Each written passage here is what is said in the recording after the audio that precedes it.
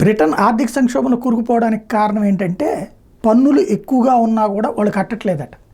తాడిదన్నేవాడు ఉంటాడు, తలదన్నేవాడు ఒకడు ఉంటాడు అన్నట్టు పన్నులు భారీగా దోచేస్తున్నారట. వాళ్ళు ఎట్లా పన్నులు ఎగ్గొడుతున్నారనడానికి ఈ మ్యాప్ని ఇచ్చారనమాట. ఏంటయ్యా అంటే ఇప్పుడు తాజాగా వాళ్ళు తేల్చుకున్నది గవర్నమెంట్. ఫర్ ఎగ్జాంపుల్ ఒక మనిషికి 1 మిలియన్ శాలరీ అనుకుంటే అతను 40% ఇన్కమ్ ట్యాక్స్ కట్టాలి. చివరికి 60% మాత్రమే అతని దగ్గర మిగులుద్ది.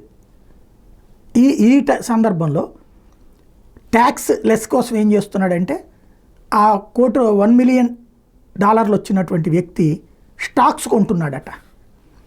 ఈ స్టాక్స్కు గాను 25% క్యాపిటల్ గెయిన్స్ ట్యాక్స్ కడుతున్నాడట. మిగతా 75% అతని దగ్గర ఉండిపోతుంది. తర్వాత నో ట్యాక్స్కి ఏంటంటే ఈ 1 మిలియన్ కంపెనీ స్టాక్కి సంబంధించి ఈ స్టాక్స్ని ఉన్నంత వరకు అతను ఇన్కమ్ ట్యాక్స్ కట్టక్కర్లేదు.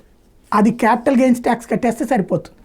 తద్వారా మిగులుతోందని చాలామంది స్టాక్స్ మీద పెట్టుబడులు పెడుతున్నారు అన్నటువంటి విషయం తాజాగా వాళ్ళ ఇంటర్నల్ దర్యాప్తులో తేలినటువంటి అంశం.